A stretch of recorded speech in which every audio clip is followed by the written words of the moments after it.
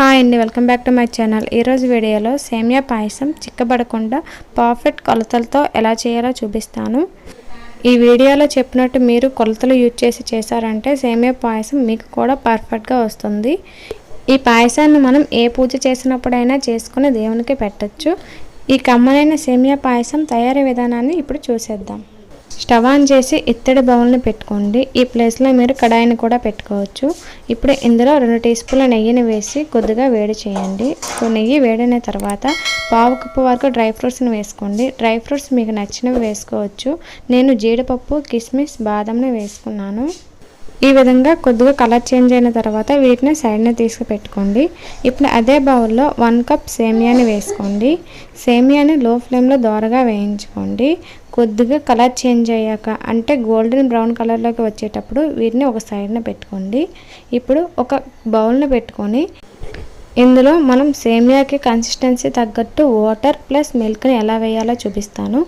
1 cup సేమియాకి 2 కప్పుల వరకు నీళ్లు, 3 కప్పుల వరకు పాలను వేసుకోవాలి. ఇలా వేసుకున్నారంటే సేమియా అనేది పలచబడకుండా వస్తుంది. పాలు అనేవి తక్కువ వేయాలనుకుంటే 2 కప్స్ వరకు పాలు, 3 కప్స్ వరకు వాటర్ని వేసుకోండి. ఎలా వేసుకున్నా సరే 1:5 రేషియోలో వేసుకోండి. అంటే 1 కప్ సేమియాకి 5 కప్స్ వరకు వాటర్ ప్లస్ మిల్క్ అనేవి పడతాయి. ఈ విధంగా కొద్దిగా పొంగు వచ్చిన తర్వాత పక్కన పెట్టుకున్న సేమియాలో వీటిని వేసుకోండి. ఇలా వేసేటప్పుడు ఫ్లేమ్ని లోలో పెట్టుకుని వేసుకోండి, లేదంటే అడుగు మాడిపోతుంది. వీటిని ఒకసారి మొత్తం కలుపుకొని ఒక 5 మినిట్స్ పాటు మీడియం ఫ్లేమ్లో ఉడికించుకోండి. ఈ 5 మినిట్స్లో సేమియా అనేది ఉడికి సేమియా పాయసం కొద్దిగా చిక్కపడుతుంది. ఈ టైంలో 1/2 కప్ వరకు పంచదారను వేసుకోండి. మీకు స్వీట్ ఎక్కువ తినాలి అనిపిస్తే 3/4 కప్ వరకు వేసుకోండి. ఇప్పుడు ఒకసారి వీటి మొత్తాన్ని మిక్స్ చేసుకొని మూతను పెట్టి మీడియం ఫ్లేమ్లో ఒక 5 మినిట్స్ పాటు ఉడికించుకోండి. ఇలా ఉడికించుకున్న తర్వాత సేమియా అనేది థిక్గా తయారవుతుంది. ఈ టైంలో మనం పక్కన పెట్టుకున్న డ్రై ఫ్రూట్స్ని వేసుకోండి. అలానే దంచి పెట్టుకున్న యాలకుల పొడిని వేసుకోండి. మీరు మిక్సీ చేసుకుని కూడా వేసుకోవచ్చు.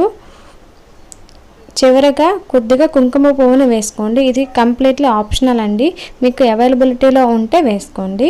ఇప్పుడు మొత్తాన్ని ఒకసారి మిక్స్ చేసుకుంటే అంతేనండి, మనకి సేమియా పాయసం అనేది రెడీ అయిపోయింది. చూడడానికి చాలా పల్చగా ఉంది కదా, మీకు చల్లారిన తర్వాత చూపిస్తాను. చూసారా ఎంత థిక్గా ఉందో. ఇలా ఉంటే మనకి సేమియా పాయసం అనేది చాలా టేస్టీగా, చూడడానికి అందంగా కనిపిస్తుంది. సో ఈ టేస్టీ సేమియా పాయసాన్ని మీరు కూడా ట్రై చేసి టేస్ట్ చేసి ఎలా వచ్చిందో కామెంట్ చేయండి.